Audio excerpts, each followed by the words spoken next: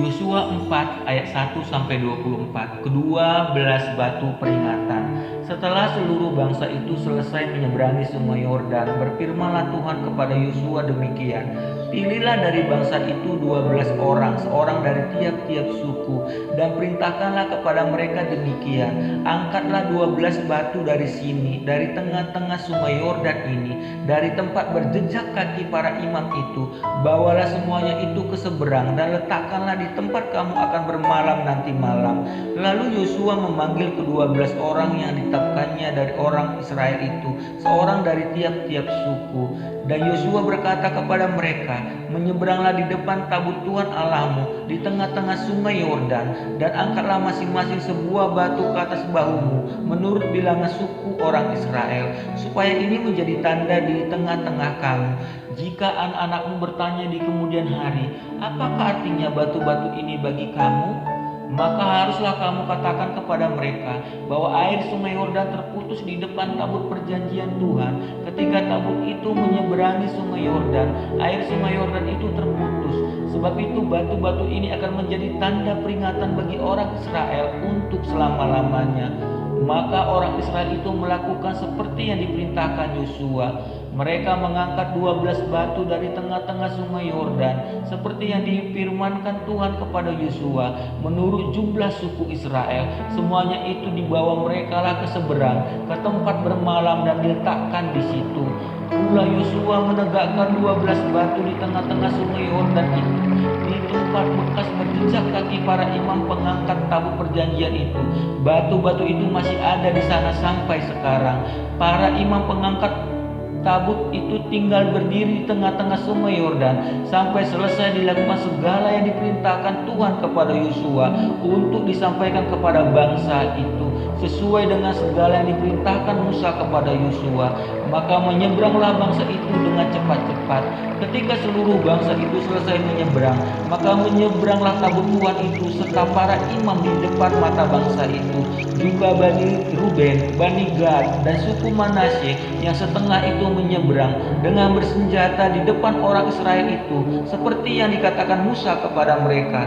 Kira-kira 40.000 orang yang siap untuk berperang menyeberang di hadapan Tuhan ke dataran Yeriko untuk berperang. Pada waktu itulah Tuhan membesarkan nama Yosua di mata seluruh orang Israel, sehingga mereka takut kepadanya seperti mereka takut kepada Musa seumur hidupnya.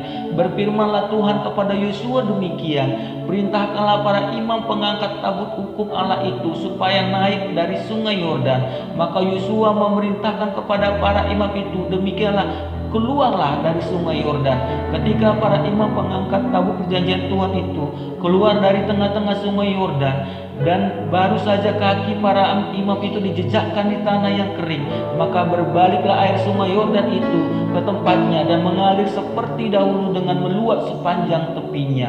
Bangsa itu telah keluar dari sungai Yordan pada tanggal 10 bulan pertama, dan mereka berkemah di Gilgal di batas timur Yeriko. Ke-12 batu yang diambil dari sungai Yordan itu ditegakkan oleh Yosua di Gilgal, dan berkatalah ia kepada orang Israel demikian, apabila di kemudian hari anak-anakmu bertanya kepada ayahnya, apakah arti batu-batu ini? Maka haruslah kamu beritahukan kepada anak-anakmu begini, Israel telah menyeberangi sungai Yordan ini di tanah yang kering. Sebab Tuhan Allahmu telah mengeringkan di depan kamu air sungai Yordan, sampai kamu dapat menyeberang seperti yang telah dilakukan Tuhan Allahmu dengan laut Teberau yang telah dikeringkannya di depan kita, sampai kita dapat menyeberang, supaya semua bangsa di bumi tahu bahwa kuat tangan Tuhan, dan supaya mereka selalu takut kepada Tuhan Allahmu.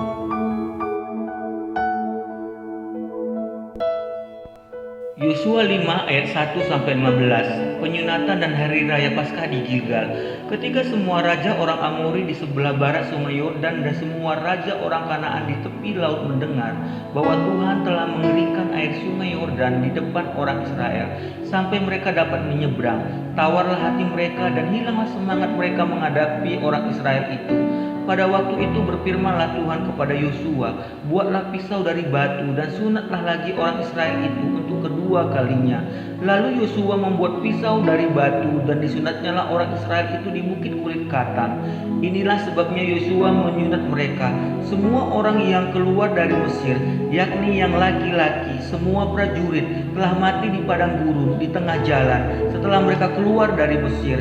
Sebab semua orang yang keluar dari Mesir itu telah bersunat, tetapi semua orang yang lahir di padang gurun dalam perjalanan sejak keluar dari Mesir belum disunat. Sebab 40 tahun lamanya orang Israel itu berjalan melalui padang gurun sampai habis mati seluruh bangsa itu, yakni prajurit yang keluar dari Mesir, yang tidak mendengarkan firman Tuhan. Kepada mereka itu Tuhan telah bersumpah bahwa Ia tidak akan mengizinkan mereka melihat negeri yang dijanjikan Tuhan, dengan bersumpah kepada nenek moyang mereka akan memberikannya kepada kita, suatu negeri yang berlimpah-limpah susu dan madunya. Tetapi anak-anak mereka yang telah dijadikannya ganti mereka, mereka itulah yang disunat Yosua, sebab mereka belum bersunat, karena mereka tidak disunat dalam perjalanan. Setelah seluruh bangsa itu selesai disunat, maka tinggallah mereka di tempatnya masing-masing di perkemahan itu sampai mereka sembuh. Dan berfirmanlah Tuhan kepada Yosua, hari ini telah kuhapuskan celah Mesir itu daripadamu. Itulah sebabnya nama tempat itu disebut Gilgal sampai sekarang. Sementara berkemah di Gilgal, orang Israel itu merayakan Paskah pada hari yang ke-14 bulan itu, pada waktu petang di dataran Yeriko. Lalu pada hari sesudah Paskah mereka makan hasil negeri itu, yakni roti yang tidak beragi dan bertih gandum pada hari itu juga. Lalu berhentilah mana itu pada keesokan harinya setelah mereka makan hasil negeri itu. Jadi orang Israel tidak beroleh mana lagi, tetapi dalam tahun itu mereka makan yang dihasilkan tanah Kanaan.